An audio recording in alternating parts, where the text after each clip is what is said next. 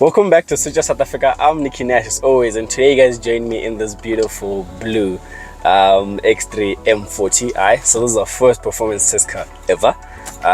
Test car. I've driven a lot of performance cars, but this is our first performance test car, like for over a week. So very excited to have spent the week with this car. Very grateful to BMW South Africa for giving me the opportunity as well. So the X3, right? So before I speak about the car, let me tell you where you can get this car, So click the link in the description box below.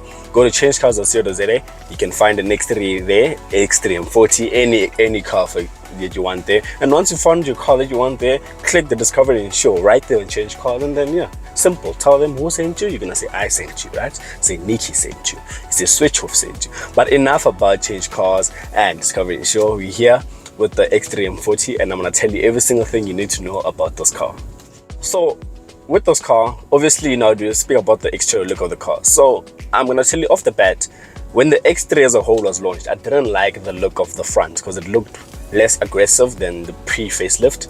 So I like the pre-facelift and how aggressive the pre-facelift is. But having spent some time with this one, having seen a lot of X3s on the road, it has grown on me, more especially with the blacked out grille in front. I love that about BMW, that you can do that. So that's a good feature that I like. That's a good thing that I like about the car. So now the exterior look of the car, side profile is amazing on this vehicle, but my party piece, right? The party piece, it definitely has to be the look of the car at the back. I like those tail lights, those smoke tail lights. They look so beautiful. They look so darkened, and when the lights switch on as well, they look so lit. It looks very beautiful. I like the look of the car at the back. So I've told you about the look of the car outside. Interior, when you jump into the interior, you are greeted with this lovely, huge infotainment system, digital instrument cluster, lovely steering wheel. When you get in here, you can tell you're in a BMW, because it looks like any other BMW, so you feel at home, So that's what I like. Jumping out the 2 Series into this, it wasn't like a major, this is two different things. It's the same thing, just that obviously better quality here and there. But speaking of quality, the thing I complained about in the 2 Series, the center console, same thing here. And handles, I'm gonna speak about the drive of that. So certain things are much better here, but not as where I'd want it to be. But the seats, so this is fitted with the sports seats, and these seats are amazing. They feel so good, it puts you into place when you're driving the car, winning it corner to corner, curve to curve, long straight.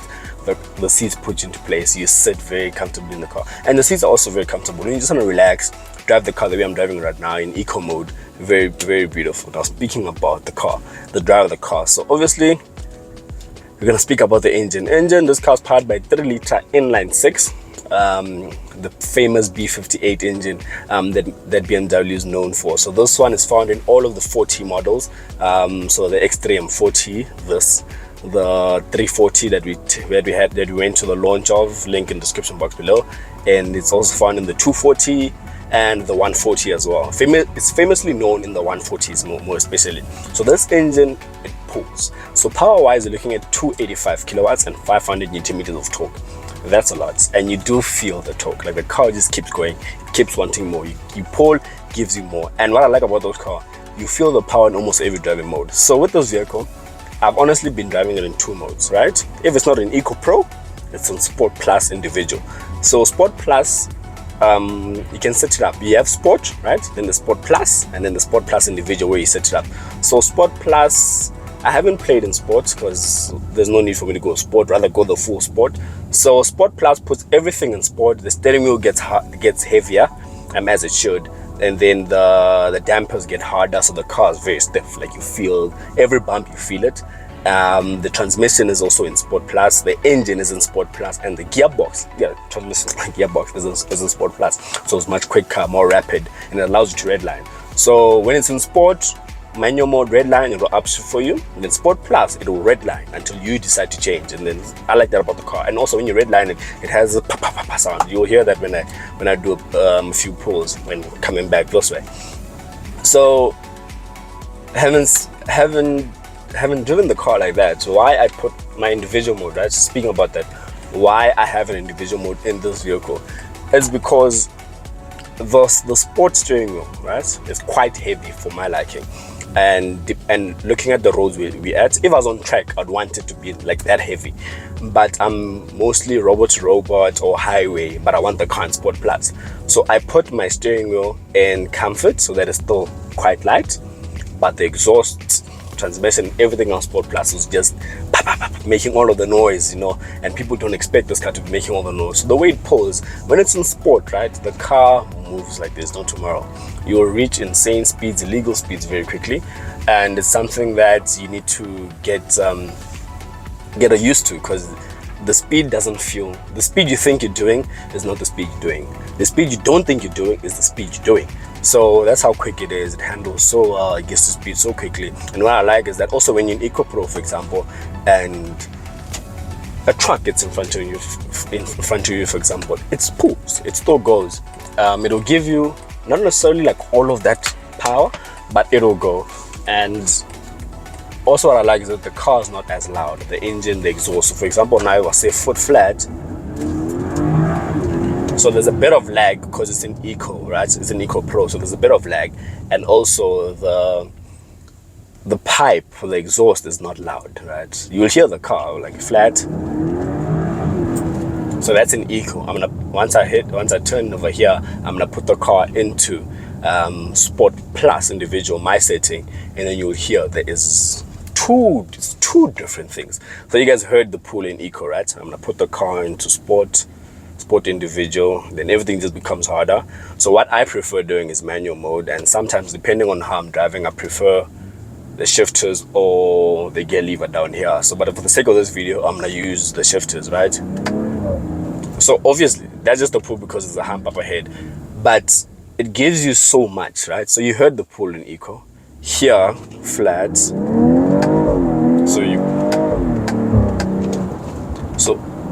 so that's when it's in sport. And then I'm gonna do what I told you, the red line thing, where the exhaust just goes pa pa pa pa pa, and then you upshift it and then it just goes wild. So for example, now there we go, there. So the car is quite quick, like you hit very illegal speeds very quickly, but I like how responsive this 8-speed set of gearboxes is quite quick. When you flick, it's quick, but something in me tells me that it's quicker over here.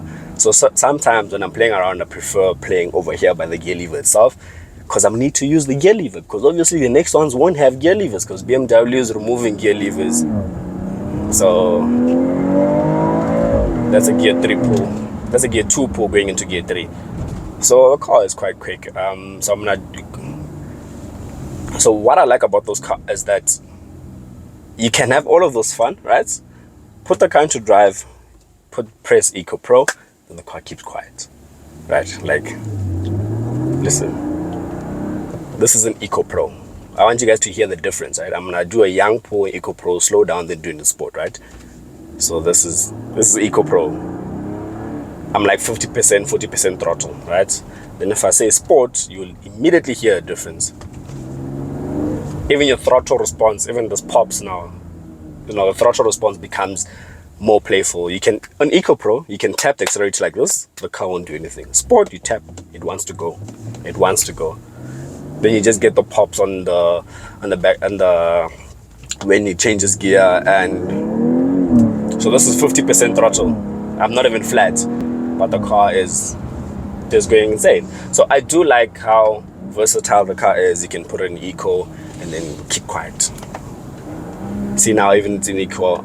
So I like how versatile the car is. It handles road imperfections so well. But when it's in sport, the car becomes so heavy. The park becomes like very jittery. So something that I like about the car, you get the best of both worlds. So now my question is, in the M, is it my question? Because I've driven the X3 M on track, not on like normal roads, and I know that one for sure is definitely a hard ride. But the question for me is it the best of both worlds? No. And I can answer you that no. This is the best of both worlds. That one is a dead giveaway. You get 4 pipes at the back. This, you just get a nice huge rectangular pipe at the back, and people would think, okay, this is a normal X3 until you put it into sport, and then you'll be like, oh, it's not a normal X3. I've had other X3 drivers thinking that this is a normal X3 until, you know, I made a noise on the side. Let me just let the car behind me pass, and then there we go. So this is the best of both worlds. Day to day, you can literally daily this car. Fuel efficiency, well, I've been averaging around 15.8 with my type of driving, like the sport type of driving. But when I reset everything and drove normally, casually, you can literally bring this thing under 10 liters easily. So drive properly, put in eco, the car will do everything for you. So I do like the car. So now those three things, what do I like, what do I dislike about the car? Same things I mentioned in the X3 30i video. So check that for things that I don't like about the car. Things I like about the car, obviously, is one, it has to be the power. Two, it has to be the look of the car at the back. And three, just like how it's the best of both worlds. You get literally every single thing. You can get comfort, you can get sport, you can get speed. Like, you can, perfect for every single thing. That's the thing I like about the car. Now, in terms of recommendation, so price wise, you're looking at 1.4 million rand, around there. And would I recommend it? 100%. I won't even tell you to go look elsewhere. You came to me and said you're looking for a perfect all-rounder SUV. This is the one to have.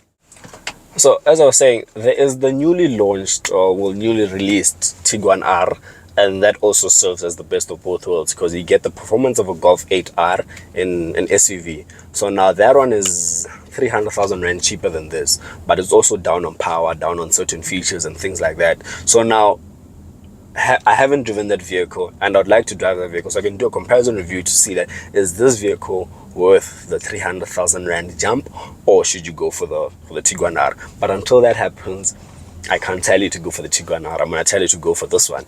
And yeah, I'm Nicky Nash from South Africa. I hope you guys like the content. And you know, when we have a performance car, you know how we end the video. Give you that last pull, right? So you guys ready? 1, 2, 3, go. So yeah, I'll see you guys around. On to the next one. Signing out.